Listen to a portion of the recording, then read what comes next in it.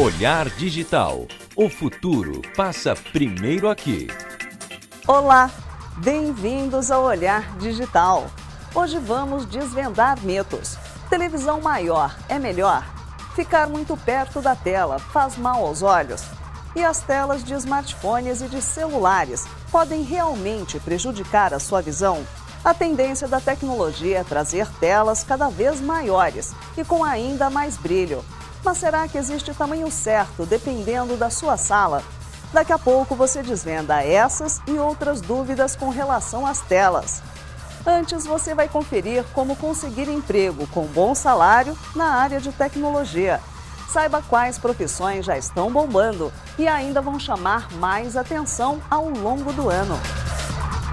Nessas áreas você vê que tem pouquíssima gente desempregada, as pessoas trocam de empregos. Isso não quer dizer qualidade, isso quer dizer que falta mão de obra qualificada. Também são telas, mas na contramão das grandes TVs. Dá para acreditar que já inventaram telas do tamanho das unhas da mão e que elas servem até como controle remoto. O mercado de computadores, quem diria, está mesmo encolhendo. As vendas estão sendo transferidas para os tablets. Prepare-se para o mundo pós-PC que vem aí. O consumo do tablet ele acaba postergando a compra de um novo computador.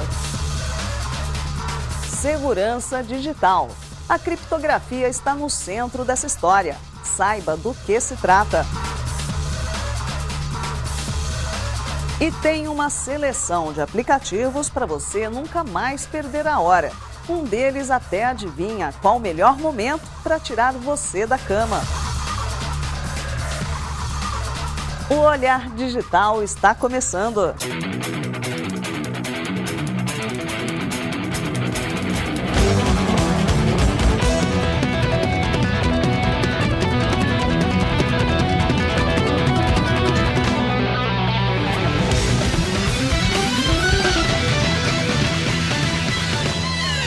Dizer que os PCs estão em processo de extinção é certamente um exagero. Mas a verdade é que a participação de mercado dos computadores tradicionais está diminuindo. A chamada era pós-PC parece estar às portas. Saiba por quê. Há exatamente um ano, em fevereiro de 2012, com um volume de vendas de quase 16 milhões de unidades, o Brasil se consolidou como o terceiro maior mercado mundial de computadores, ficando atrás apenas de China e Estados Unidos. A constatação da consultoria IDC levou uma série de fabricantes internacionais a instalarem fábricas e distribuidores no país. Afinal, a expectativa para o setor era para lá de otimista, com um crescimento esperado de até 13%. Já chegamos ao final do ano de 2012 e realmente esse resultado ele foi muito aquém das expectativas dos fabricantes. Apesar de o volume de vendas ter continuado alto, 2012 foi um ano morno e praticamente idêntico ao ano anterior. A inesperada estabilidade teve seus motivos para acontecer e frustrar o mercado. Temos uma série de variáveis que causaram aí um resultado aquém das expectativas. Nós tivemos durante o ano de 2012 uma série de flutuações em termos de taxa de dólar. Isso impacta diretamente os fabricantes, porque apesar da fabricação local, a importação de insumos ela acaba incidindo aí em termos de percentual de aumento ou queda no preço, né, impactado pelo dólar. Segundo a própria IDC, o fenômeno mundial dos tablets também contribuiu para que não houvesse o tal crescimento esperado nas vendas de PCs no Brasil. Ainda que exista uma diferença grande entre os dispositivos, sendo o tablet indicado para quem deseja apenas consumir conteúdo e o computador indispensável para a maioria que precisa produzir, a venda de tablets mexeu sim com o mercado nacional e mundial de computadores. O consumo do tablet ele acaba postergando a compra de um novo computador. Outra tendência nesse mercado de PCs é o movimento crescente em busca da mobilidade. Hoje, 75% das vendas de computadores são para consumidores domésticos como nós. Desse percentual, ainda segundo a avaliação do IDC, 70% dá preferência aos portáteis como notebooks e netbooks. O que ainda garante o sucesso de vendas dos desktops é principalmente o setor corporativo, as empresas. Um dos motivos que tem levado muita gente a optar pelos portáteis é também o que mais atrai o consumidor: preço. Atualmente, se compararmos duas máquinas, um desktop e um notebook com configuração e capacidade equivalentes, notaremos que a diferença de preço tende a ser pequena, normalmente algo em torno de R$ 200, que se forem diluídos em um pagamento parcelado, não será tão significativa no momento da escolha. Em termos de competitividade, esse mercado ele está atualmente bastante saturado. Então, o que acontece? Esses fabricantes de produtos portáteis, eles têm um poder muito grande de oferecer um produto com uma capacidade tecnológica avançada e a preços bastante competitivos se comparados aos desktops. Se no Brasil, entre 2011 e 2012, o mercado de PC se manteve estável, no resto do mundo a situação é outra. E pior, esse mercado vem encolhendo gradativamente. Nos Estados Unidos, segundo a avaliação da Gartner, o recuo na venda de computadores nesse período foi de 12%. Já na Europa, Oriente Médio e África, o desempenho foi de 9% negativos. Essa semana, o anúncio do fechamento de capital da Dell foi encarado como um sinal claro de que o mercado de PCs está realmente em retração. Se você quiser saber qual vai ser o impacto dessa transformação na empresa e também no mercado mundial de computadores, confira a matéria no link que segue logo abaixo da janela deste vídeo. Há quem diga também que até o final deste ano, o mercado mundial de tablets vai superar as vendas de PCs. Será? E você, o que acha? Dá para substituir o velho e bom PC por um tablet? Deixe sua opinião nos comentários.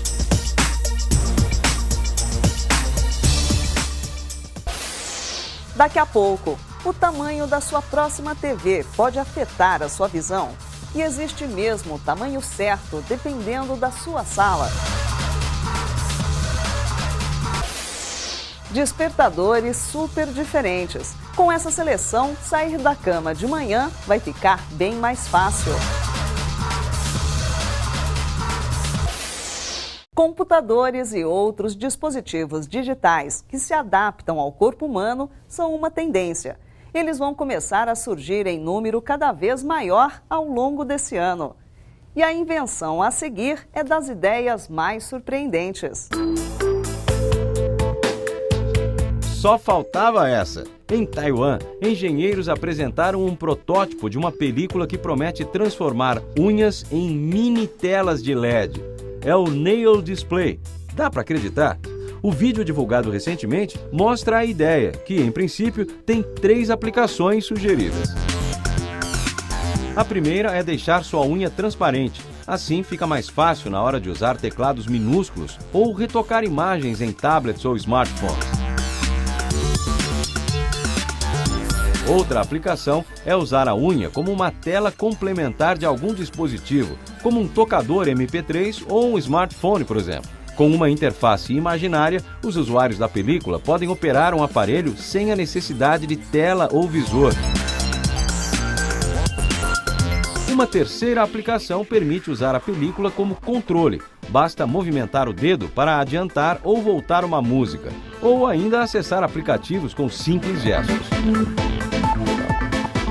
A apresentação da ideia pode ser ainda meio primitiva e pouco desenvolvida, mas mostra um recurso que pode estar por aí daqui a pouco, quando o nosso próprio corpo fará as vezes de dispositivos móveis e até controles remotos. E essa é uma tendência polêmica.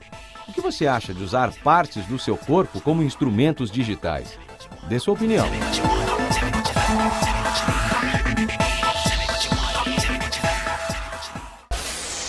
A palavra talvez não seja totalmente desconhecida, criptografia.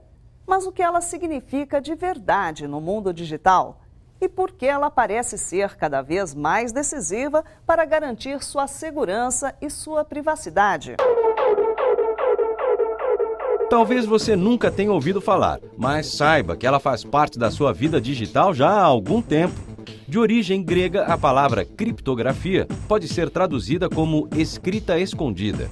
Literalmente, a criptografia é a técnica em que a informação transmitida pode ser transformada da sua forma original para outra impossível de ser identificada. A intenção é que apenas o destinatário certo e com a chave específica possa ter acesso àquela informação. No passado, egípcios, gregos e romanos usaram a criptografia para evitar que suas mensagens caíssem em mãos erradas.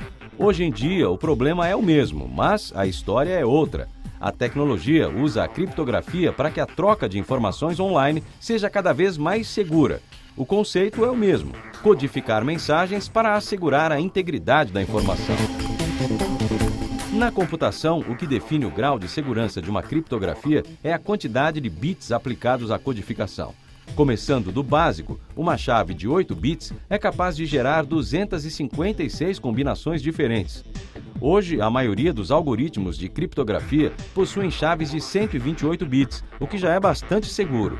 Em 1996, especialistas estimaram que fosse necessário uma chave de 90 bits para proteger as comunicações até 2016.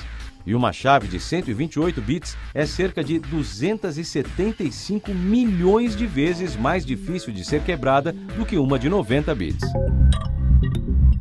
Há dois tipos de criptografia: simétrica e assimétrica. A primeira é quando emissor e receptor possuem a mesma chave, que é capaz de codificar ou traduzir mensagens. Este é o método aplicado no envio de e-mails, por exemplo. Já a criptografia assimétrica utiliza duas chaves diferentes, uma pública e outra privada. A única capaz de traduzir a informação é a chave privada. Assim, apenas o receptor pode traduzir o que qualquer um pode codificar. Este é o método aplicado às senhas de cartão de crédito. A criptografia é indispensável para a troca de informações na internet. Mas, apesar de tanta segurança, só esta tecnologia não é capaz de garantir segurança absoluta. Sempre vai existir alguém tentando desenvolver técnicas para quebrar essas chaves. É exatamente por isso que novas técnicas são criadas a cada dia. Além da criptografia, é importante o usuário saber usar a internet e suas ferramentas de forma segura. Aqui no Olhar Digital você encontra uma série de dicas para navegar com segurança e garantir sua privacidade. Confira e mantenha-se seguro.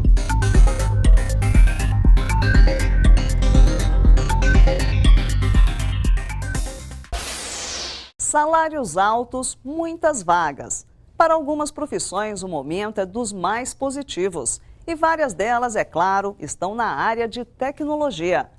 Confira agora quais atividades são a aposta certa para esse e para os próximos anos.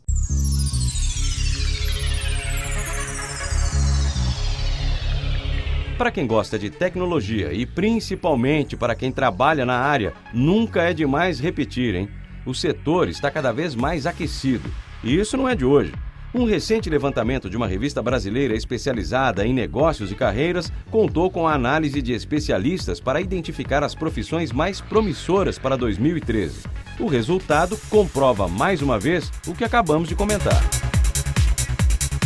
Entre as 30 profissões que mais prometem para este ano, 5 pertencem ao setor de tecnologia. São elas o CTO, ou diretor de tecnologia, o analista de SEO, o especialista de mobile marketing, o profissional de links patrocinados e o já consagrado analista de mídias sociais. São escassos. Nessas áreas você vê que tem pouquíssima gente desempregada, as pessoas trocam de empregos. Isso não quer dizer qualidade, isso quer dizer que falta mão de obra qualificada e é real. A gente procura, como a gente é uma empresa muito voltada para resultado, a gente procura ter um profissional que tenha perspectiva de crescimento. As duas primeiras ocupações requerem uma formação mais técnica. Mais do que isso, o diretor de tecnologia também precisa ter um perfil empreendedor. Já o profissional de SEO, o responsável pela estratégia que vai fazer com que o site da empresa esteja sempre bem posicionado nos mecanismos de busca, como o Google, precisa saber fazer uma programação limpa e bem escrita. O setor de mobile marketing ainda dá os primeiros passos no Brasil, mas tem tudo para viver um período de expansão em 2013, graças à popularização de smartphones e outros dispositivos móveis. Precisa explicar mais por que essa profissão também promete este ano? Assim como o especialista em mobile marketing, o analista de mídias sociais e também o profissional da área de links patrocinados não precisam ser assim tão técnicos. Por outro lado, precisam saber se comunicar muito bem e construir uma imagem relevante da empresa para o público. Eu não tenho uma formação universitária para mídias sociais. Link patrocinado. Cara, link patrocinado é hoje uma das áreas que podem ter o potencial de gerar resultado financeiro maior dentro do meio online, mas a operação de link patrocinado é extremamente específica, né? Você vai operar com Google, que é o que tem, sei lá, 85% do volume de links patrocinados no mundo, e você vai ter que aprender a operar a ferramenta deles, que é o AdWords, entender a lógica, entender o algoritmo, pilotar aquilo, e não é fácil, né? Você tem que ter sensibilidade para o mercado, para a concorrência, tudo isso é levado em consideração, e aí operar a plataforma de forma que você consiga ter o resultado. Ainda que não haja formação específica para nenhuma dessas áreas, o profissional precisa se manter sempre atualizado. Para ter mais facilidade de fazer o SEO, eu tive que aprender a programar para isso e acabei aprendendo o SEO daí. E a partir daí você tem que estudar e aplicar nos sites que você trabalha. Para esses profissionais não faltam vagas, ao contrário, sobram. Os salários também são muito atraentes, podendo começar a partir de R$ 2.000 para um estagiário ou um novato de mídias sociais, passando por uma faixa entre R$ 8 e R$ 15.000 para o profissional de links patrocinados e chegando facilmente aos R$ 30.000 para um diretor de tecnologia. Ainda assim, o assédio a esses profissionais costuma ser grande. Grandes cidades, então, você conseguir bons profissionais está cada vez mais caro, especialmente em São Paulo, é altíssimo. Se você já é da área de tecnologia ou pretende entrar nessa promissora carreira, tenha algumas dicas importantes em mente. O inglês é obrigatório e, além disso, você manter a incessante busca pelo conhecimento. Sites específicos sobre cada assunto e até palestras e cursos virtuais podem ser facilmente encontrados na internet. E claro, você precisa ter uma boa base matemática. Isso também é indispensável. Mesmo que a pessoa tenha uma formação que não seja técnica, ela vai precisar se acostumar e entender conceitos básicos matemáticos, porque é muito voltado para resultado. Então você vai lidar com estatística, você vai lidar com proporções, você vai lidar com conceitos que vão te ajudar a pilotar campanhas de uma forma melhor. Para conhecer mais sobre essas profissões promissoras para 2013, no link que segue abaixo do vídeo dessa matéria, você fica sabendo mais sobre cada uma delas. Aproveite também para rever nosso retrato do setor de tecnologia que fizemos no final de 2012. Fique ligado e aproveite essas oportunidades, hein? Boa sorte!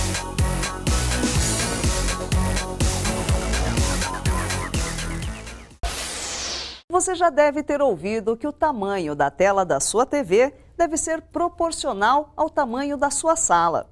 Até foram criadas fórmulas para fazer esse cálculo. Mas a tecnologia dos aparelhos mais recentes começa a derrubar essas ideias. Saiba por quê e veja que tudo isso tem a ver com a saúde dos seus olhos. E se tamanho for mesmo documento, hein? Bom, pelo menos é nessa máxima que as fabricantes de TV estão apostando para recuperar os recentes prejuízos. Aliás, no início do ano, em Las Vegas, uma das tendências mais evidentes que observamos na CES foi o domínio das TVs com telas grandes. Grandes mesmo, a maioria com mais de 60 polegadas. Essa é uma tendência mesmo que os consumidores estão procurando e é por isso que a gente está atendendo, né? Primeiro tem uma questão de preço, né? Os preços de telas maiores ficaram mais acessíveis, né? 5 anos atrás, quando você comprava uma 32 polegadas, hoje você já consegue ter alguns modelos de 47 no mesmo patamar de preço.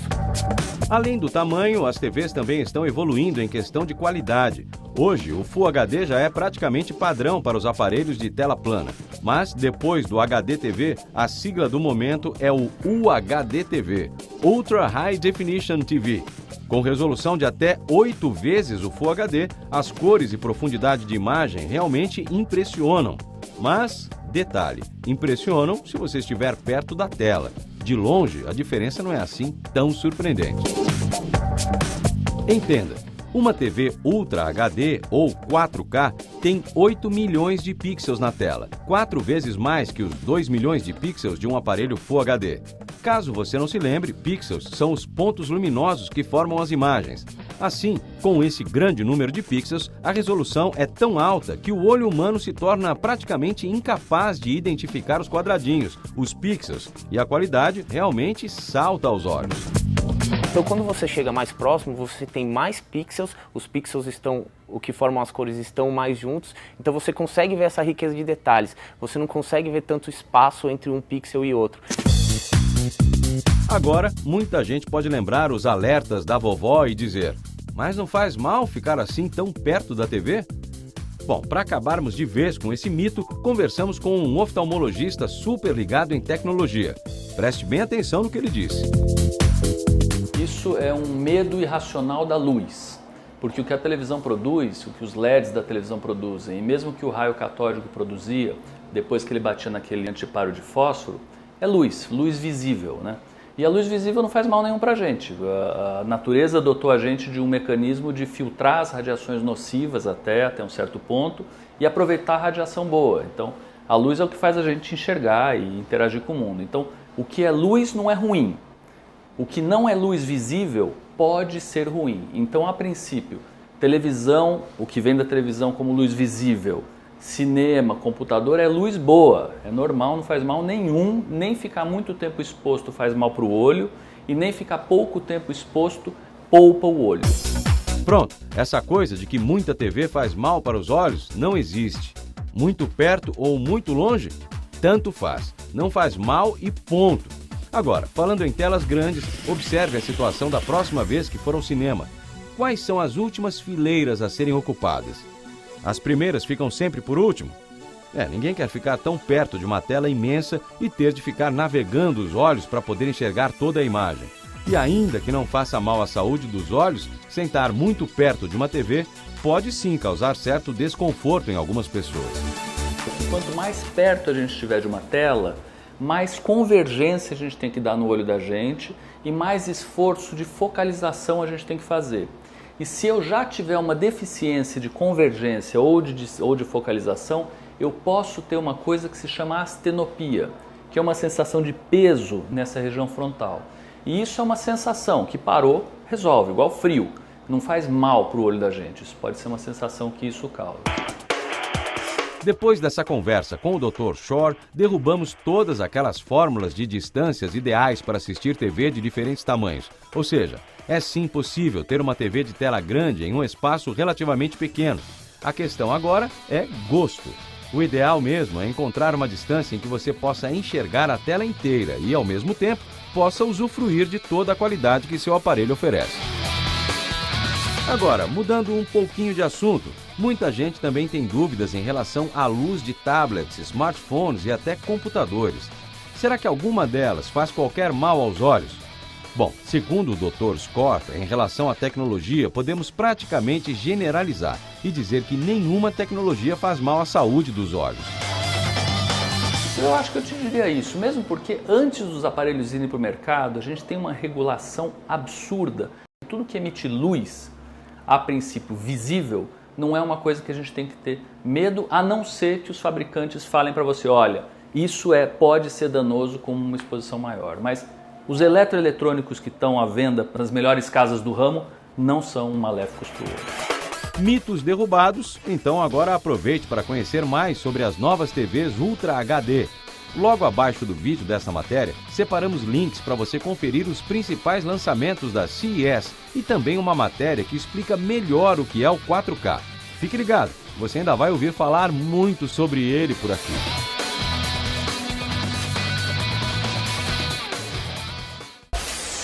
Na hora de acordar cedo, o despertador vira inimigo mortal de muita gente. Mas esse inimigo pode se transformar em aliado, com a ajuda da tecnologia. Fizemos uma seleção com aplicativos que prometem facilitar a dura tarefa de sair da cama todo dia pela manhã.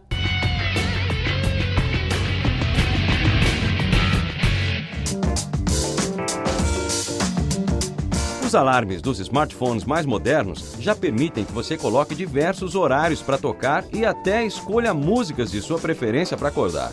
Isso já é comum. A maior novidade são aplicativos que monitoram o seu sono e soam no momento em que você estiver mais disposto a acordar. Ao colocar o aparelho embaixo do travesseiro, além de analisar sua noite de sono através dos acelerômetros, medindo o quanto você se movimenta, o aplicativo calcula a hora ideal para despertar. Há aplicativos similares para iPhones e Androids. Se, por exemplo, você colocar o alarme para as 8 da manhã, mas o aplicativo identificar que às 7h40 o seu sono é mais leve, ele antecipa o toque. Esses aplicativos estão entre os mais baixados na App Store e também na Google Play. O alarme inteligente evita que você entre novamente em um sono profundo próximo do horário de acordar. Bem interessante, né? Outros alarmes, como este, totalmente gratuito, desenvolvido por uma marca de roupas japonesa, variam a música de acordo com o clima. Também disponível para as duas plataformas móveis mais populares, o aplicativo ainda fala, em inglês ou japonês, o dia, horário e o clima lá fora. Good morning. It's 1:00 on Sunday. Today is partly cloudy. Existe para smartphone para quem já quer acordar antenado. Integrado com Facebook e Twitter, o aplicativo mostra os principais feeds para você começar o dia informado. Outros apps dificultam a função soneca e até mostram quebra-cabeças ou equações matemáticas para serem desligados. Com o esforço mental matutino, a pessoa acaba forçada a acordar. Assim, fica difícil voltar e esticar a soneca. Para fechar nossa lista de apps despertadores, que tal programar seu sonho? Pois é, nesses aplicativos exclusivos para iPhones, você escolhe o tipo de sonho que gostaria de ter aquela noite. Através de sons específicos, o app cria uma paisagem sonora para ajudar na produção do seu sonho desejado. O aplicativo também monitora seus movimentos e assim soa antes do horário escolhido para um despertar mais suave, num sono mais leve. E aí, pronto para nunca mais perder a hora? Pois é, os links para baixar esses e outros aplicativos bem diferentes de alarme estão logo abaixo do vídeo que acompanha essa matéria, hein? Confira, experimente e depois divida suas experiências com a galera nos comentários. Será que tudo isso funciona mesmo? Bom, por aqui a gente experimentou o app que monitora o sono. Quem usa, garante que tem dormido bem melhor. Agora é com você. Bom sono e bom despertar.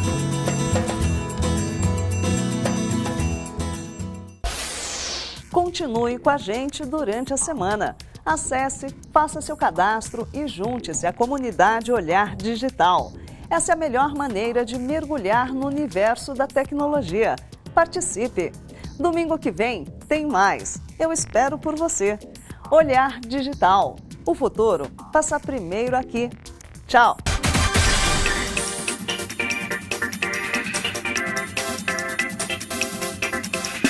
Olhar Digital. O futuro passa primeiro aqui.